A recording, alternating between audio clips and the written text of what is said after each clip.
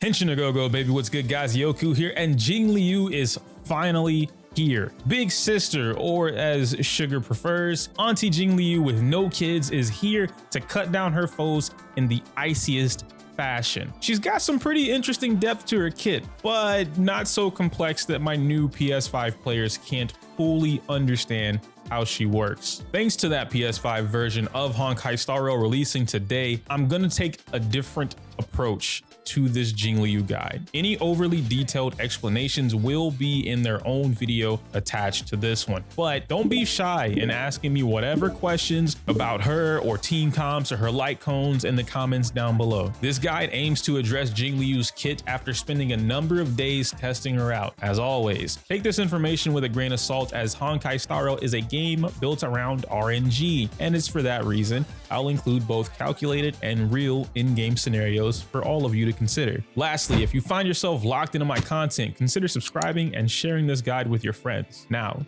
let's dig inside of I mean Jingliu. I meant Jingliu. I wield the sword to vanquish my enemies. Nothing more.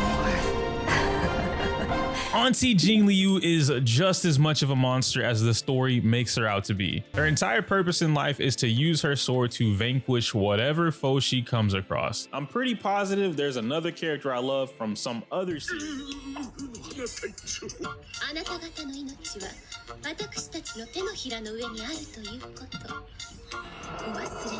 Transcendent Flash is the name and murder is her game. The normal version of this skill deals 200% of her attack to a single target, charges one stack of syzygy, and advances her forward by 10% thanks to the sword champion trace. The enhanced version of this deals nearly 400% blast damage while consuming one of those stacks. Normally you would use an ability that enters an enhanced state to do something like this, but Jingliu works a lot differently. What she needs is to trigger her talent by gaining 2 stacks of syzygy first, and that happens one of 2 ways. One, use her normal skill twice to immediately enter special transmigrate. I'm just gonna call this Bankai because that's what it is. The second way is to pop her ultimate and gain a single stack, but don't do it this way. Doing it this way, you're just gonna lose over 50% damage. Her Bankai that I mentioned earlier is one of the most busted transformations in the game. She steals Bronya's signature skill, advances herself forward by 100%, and then on top of that, also gives herself up to a 50% boost in crit rate. Not only that, but her normal skill turns into Moon on Glacial River, which comes with its own buffs. By sapping the HP away from her own teammates, she can increase her own attack by 540% of whatever she just consumed in total. Mathematically, that's going to cost your team around 10,500 HP to be specific, so long as you're using her light cone. General rule of thumb here, the higher your base attack, the more HP your team requires to sacrifice. Don't think too hard on it though. Jingliu only consumes 4% of their HP, which honestly feels way too low for how much damage she outputs. Now earlier I mentioned not to use her ultimate in order to access the enhanced state, and it's for good reason. That 540% attack boost applies to any attack that she does, not just her skill. Then she has a bonus ability called Frost Wraith that gives her 20% extra ultimate damage just for being inside of Bankai. Good luck to any enemies trying to CC her too, because the Death Realm trace basically keeps her from getting CC'd before she kills them. So with an ultimate that already does 300%, now gaining a 540% attack boost on top of guaranteed critical hits, what do you think the best decision would be? Use this inside of Bankai.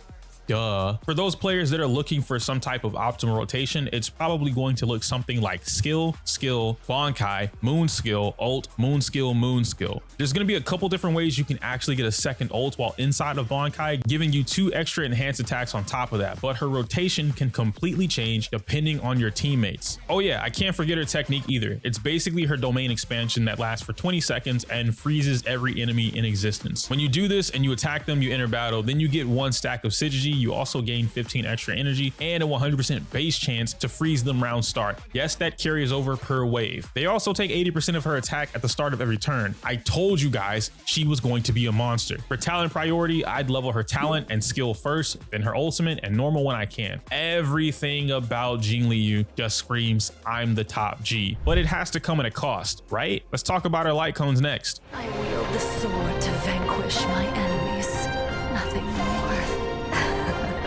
So all of that power in her base kit needs to be complemented by a sword that's just as powerful, yeah? Well, a light cone isn't really a sword, but in her case, it might as well be. I Shall Be My Own Sword is quite literally one of, if not the best light cone I've ever seen in this game. There's no debating the damage difference between this light cone and the next one. From a rough estimate, it's somewhere around 20% or higher. Speaking of 20%, that's exactly how much free crit damage this light cone gives her. She also gains these things called eclipse stacks that can max out at 3 for a total of 42% damage increase, and she also gains a 12% defense penetration on that next attack. So in your general sense of using this character, every time she uses Getsuga Tensho, you're going to trigger this light cone's passive, which means every Getsuga Tensho, every ultimate while inside of Bankai will have a 42% damage increase and a 12% defense penetration on top of whatever else your team has to offer. This is disgusting. From my previous video where I went over how Jingliu's light cone might work and operate, there was one teeny tiny problem that I came across while using the light cone. It may or may not be a big deal to you, but in reality, you could probably get around it. How it reads is when an ally gets attacked or loses HP, the wearer gains 1 stack of Eclipse. What should happen is outside of Jingliu's turn or in her enhanced state, she should passively gain stacks from her teammates losing HP from DOT, CC effects, or even Fu Xuan's HP mitigation ability.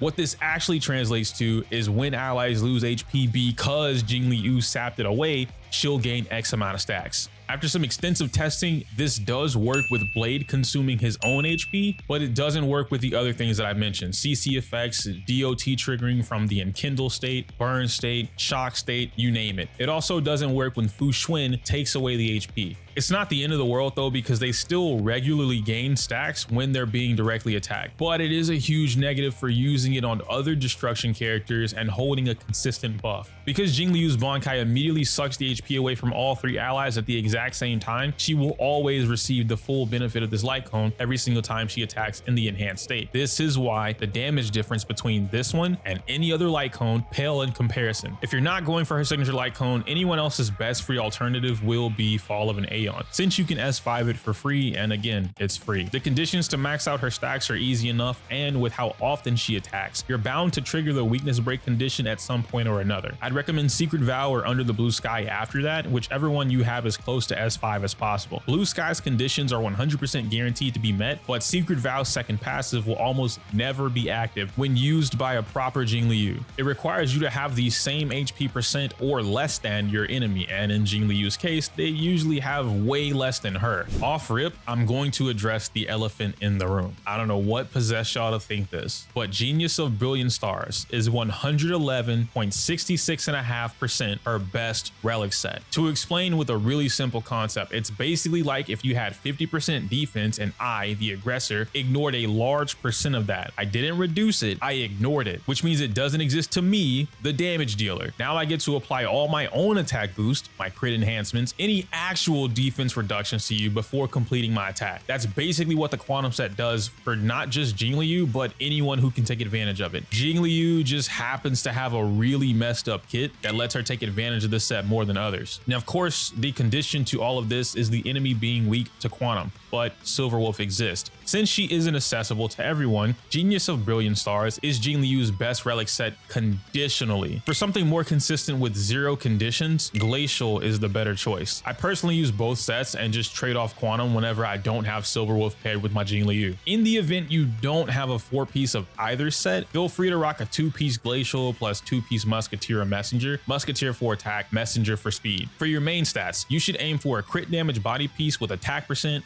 speed, and crit rate substats. I know that's the golden ratio right there. That's like a 1% chance to happen. Because of her Bankai giving her 50% crit rate, you should prioritize crit damage rolls over rate once you gain about 45-ish% crit rate, not including if you're using Fu Xuan. Speed is conditional to your Harmony partner. Most of us are normal and have a standard Bronya, so 135 or higher is the goal for Jingliu's speed. You just want Bronya to always go after her for the combo to work. If your Bronya is an alien and has over 160 something something speed. Then you can give Jingliu attack boots and let Bronya carry the weight. Ice damage orb for sure, and lastly comes the planar rope. ERR is nice, but you don't really need it. After testing a number of different team comps and rotations, Jingliu doesn't care to use her ultimate immediately. You end up holding on to it a turn or two after you get it, because most of the time you'll get one ultimate inside of Bankai, then you'll get another one outside of Bankai. If you really want ultimates ready to go at all times, then sure, use the ERR rope. Otherwise, attack percent feels so much more beneficial to her damage output. And with everything out of the way pertaining to Jingliu and her own selfish kit, we can talk about how she can be a great team player, or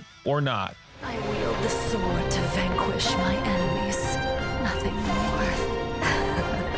My first team is something that started off as a meme, but I actually think this is probably her strongest or second strongest team in the game. Bronya, Jingliu, Blade, and Laucha. I just like saying his name that way because it's funny. Bronya is the best offensive support in the game. Works amazing with Jingliu and in fact any destruction character. And speed tuning is easy enough at the standard 134 speed. She significantly boosts Jingliu's already high damage, gives her 2 action advances in a single turn, and recovers any CC issues that may get past her 35% resistance. When we say Bronya is quite literally the perfect DPS partner, we mean it. Every single time we think Bronya won't work, she proves us wrong. Blade is someone who surprised me, but then I looked at his kit and it made more sense. He's one of her best partners thanks to each of them not needing to suck up skill points every single turn. With her Bankai talent, his talent is triggering every turn. His HP sacrificing abilities trigger her Light Cone's Eclipse stacks, which offers her permanent uptime on the signature Light Cone buffs, regardless of being in Bankai or not. Lastly, the Ice plus Wind is a great offensive combo to pelt away at mobs and bosses.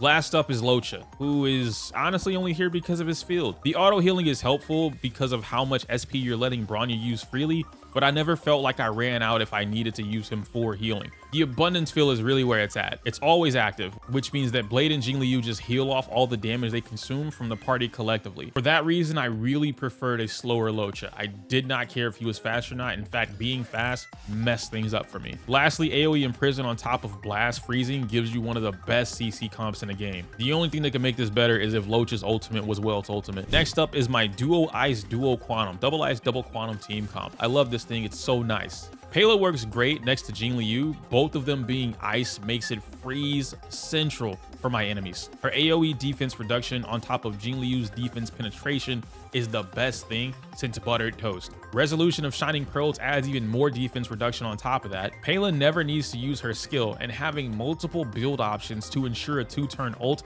is a big blessing to Jingliu. Silver Wolf is a stronger Pela, but for a single target. This combo is even better if you happen to have E1 Jingliu. The main purpose is to implant ice or quantum weakness on the enemy, and you absolutely want to run the Genius Relic set if you're using this double ice quantum comp. Finally, Fu Xuan rounds out the team with solo sustaining and damage increases to ensure quick rounds. Free crit rate from the Matrix means you need even less crit rate on your Jingliu. Extra damage buff from the Matrix is never bad. And her ult having emergency heals is kinda nice. The team's entire goal is to end cycles faster than Flash. You should be aiming for no more than 2 cycles total with this team, because if it goes on for any longer, Jingliu will start to kill her teammates. Last up is something that I tried to make a little bit more free-to-play friendly. You could replace Bronya with Pela or whoever else you wanted, maybe another Yukong, but it doesn't really operate the same way. For that reason, I'm only going to explain Ting Yun's purpose here. She's the only new character on this team, and while everyone glorifies Ting Yun, I actually don't like her with Jingliu as much as they said. It's not that she's bad, so I don't want anyone to think that, but I found myself sitting on ultimate for both Ting Yun and Jingliu way too long. They either got ult around the same time, but Jingliu wasn't in Bankai, or Ting Yun gets ult as soon as Jingliu leaves Bankai, and now I'm waiting for 2 more attacks. It's really weird, it's really wonky, but it really does work, especially if you start stacking Aeons on top of Jingliu. It just makes it way more fluid. Because of how much there is to talk about the team comps, I didn't want to go over it super detail in this video. I went ahead and just made a second video breaking down every single Jingliu team comp and how to play her. You can check that out up here in the little eye bubble. For now, we can move on to her Eidolons. I wield the sword to vanquish my enemies. Nothing more. You guys know the drill. If you can afford these, send them my way, because you honestly don't need it. I do. That said, her E1 increases her damage significantly. Normally, when she attacks, it hits a main target plus the adjacent ones. However, if there are no adjacent targets, it's just wasted damage. E1 fixes that by putting all the missing damage into a single attack. So instead of Getsuga Tensho doing 250%, it does 350%, while her ult goes from 300 to 400. E2 increases your next Getsuga Tensho by 80% after using your ultimate. E4 increases the attack gain from consuming your ally's HP by a whopping 90%, while also increasing her personal attack cap by 30%. Finally, E6 is, this has to be a mistranslation or something because it's missing text here. It says you gain 1 stack of Syzygy, which is true. You do gain 1 stack when you go inside of Bankai. Activate Bankai, get 3 stacks instead of 2. But what it doesn't say is that it increases the stack limit from 3 to 4. With E6, you basically have permanent Bankai. Now you can add the ERR rope and you never actually leave the Bankai state before the enemy dies. You genuinely don't need this. Stop. Get some help. What you really need to do is tell me how you plan on building your Jingliu after watching this guide. Are you impressed by the Sword Empress's power, or will you remain strong, my brother, and hold out for Topaz? As always, if you enjoyed today's video, feel free to leave a like and subscribe for more content. If you're not satisfied and still need more Jingliu, however, maybe this video going over her in even more detail is for you. I can't say my usual outro because it's inappropriate for YouTube. Smell you later.